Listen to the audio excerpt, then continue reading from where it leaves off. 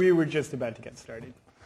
So if everything goes as planned, according to plan, mathematics, and tradition, our guest tonight will be elected or appointed as vice mayor of the city council this fall, making him the next mayor of Santa Cruz. It's a pleasure to have Mr. Ryan Coonerty with us tonight. Welcome, Ryan. Woo-hoo. Thank you. Woo-hoo. Thank you very much. Hello, Ryan. Jeff, thank you for the ode to our bathroom. Thank you for indulging us and letting us in there after hours. We thought live filming during hours would be a little tricky. Well, the bathrooms are full during hours too. Yes, exactly. Very true. It's a well-used bathroom. Yeah, which that's a big issue in Santa Cruz. You know, downtown having raised a son in downtown Santa Cruz who says, "Dad, I need to use the bathroom," and that doesn't mean eventually. Right. You know, it's something you pay attention to, and it's quite a service the bookshop provides, along with selling books. So right. I think for most people, which is secondary, it's bathroom and then the books. Yeah, they have books too. You guys have made a kind of concerted effort to keep that bathroom open. Yeah, it takes a lot, and there's often times when we consider shutting it down, but. People have come to rely on it, and there's really no other alternative. We are working on one of those cool European standalone bathrooms out on Pacific. Cleans itself, time, the whole deal, and we're looking at that coming in maybe next year. Oh wow! Oh great! Sounds good. Yeah, so there'll be one other bathroom in. Good. There'll be another. Yeah. Well, when you need to tend the garden, you got to go somewhere. It's true. And shave. So this is you bring that up. You started, I believe, and chaired the Downtown Improvement Task Force. Yeah. So what's your problem with downtown? Why do you want to improve it? What's wrong with it, Ryan? Yeah, downtown not good enough for you? I mean, coming from a city council member like that and saying we need to improve downtown, are you saying it sucks? What are you trying to? I am just trying to improve what is a nearly perfect product already. No, it's basically to take care of the little things. It's getting sidewalks cleaned, getting more lighting, getting in more bathrooms, more family-friendly events. Right? That's huge. If it ain't broke. No, you know what? I was thinking this past weekend or maybe last weekend I was downtown. I spent a bit of time downtown. It's just a touch. As you do. And I forget what night it was. I think last weekend I was downtown. The sidewalks were packed with people. All of the restaurants had a line. Except one, but it's just people everywhere. And it seems like we've kind of moved into a new set of issues downtown. This, like you mentioned, the sidewalks are a mess. And it's because we have a lot of people down here using them all day. A lot Trash of coffee cans overflow. A lot of coffee getting spilled. So, there's a lot of... No, the thing that I think the biggest misconception is that downtown somehow isn't working. And it's working on a lot of different levels. There's a lot of nice businesses. There's a lot of great street performers, and then our commercial, we just found out our commercial, careful, you're going to have to come down to the bookshop again. Yeah. We're going to set a limit on it. I wasn't lying when I said I was thirsty. And the commercial office space actually just went from a couple years ago having about a 30% vacancy to down to about 6%. So I think downtown's doing really well. Downtown's working. Right. Yeah. All that office space is finally getting filled up. Huh? Exactly. And it fills up, then people work upstairs, they come downstairs. You weren't around, you were around, but you weren't on the council a few years ago when the new downtown ordinances were a big issue. No. I assume you had something to, you were aware of it at least. We were aware of it. I mean, the street performer ordinances is what spawned Keep Santa Cruz Weird, right? Exactly. To support the street performers. Well, I have the rare distinction of being able to say that I've sat through just about each and every Santa Cruz City Council meeting for the last 5 years. Yeah. And I'm not on the council. I've televised them.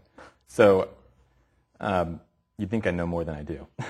But what do you think? But at the time, so many people, there were so many on both sides, but people certainly were coming and testifying about how they're so afraid to go downtown. And certainly there are valid concerns about safety anywhere, in any city. But so many people, it seemed like, were coming up and getting so overly emotional and over-dramatic about how they don't feel they can come downtown, they don't feel they can take their kids downtown, it's scary to go downtown. What do you think about that? I mean, can you speak to that? Do you think that's an accurate depiction of the way our downtown? I don't think it's accurate, but I think it's real. If that makes sense? Because I think I'm downtown every day. I enjoy being downtown. 99% of the time, it's a great experience. But I hear a lot. When I went out walk neighborhoods to run for city council, the number one thing I heard from families when I knocked on the door was, I don't feel comfortable coming downtown. Really? And I don't feel comfortable bringing my kids downtown or any of those things. And this wasn't up in the, with the big mansions. These were normal people who just didn't feel comfortable.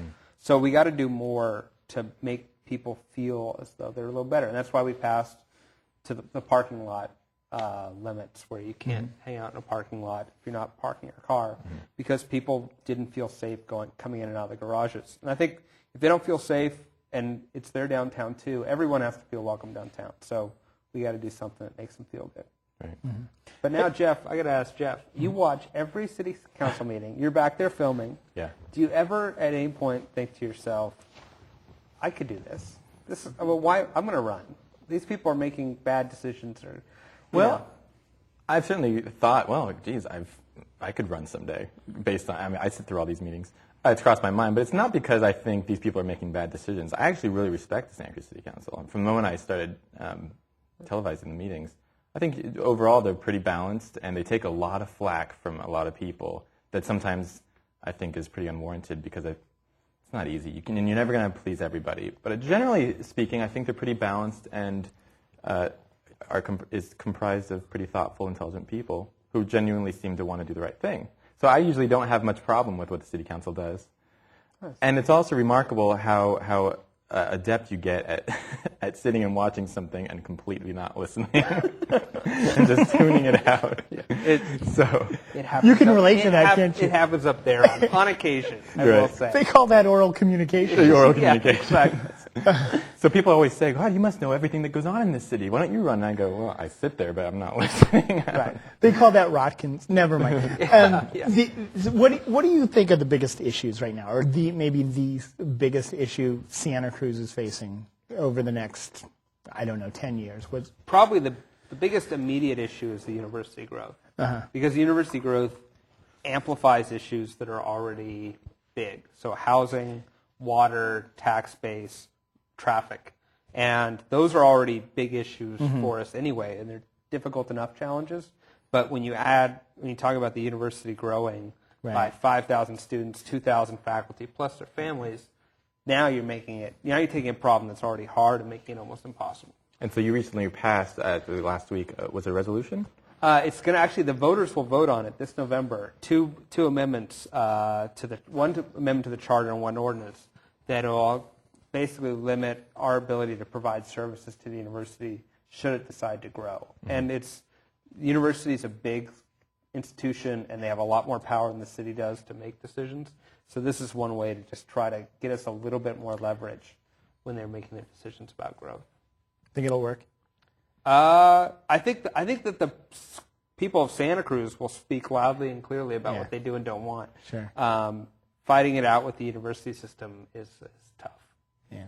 Well, we have the power to say we will deny you services if you don't mitigate your own impacts. We're probably that's what the vote will be about. But that's what we'll probably spend a good amount of time with our lawyers against their lawyers, trying to decide, because they have constitutional autonomy. They have a mission to educate the young people of California, and they don't have to follow our rules. Right. So.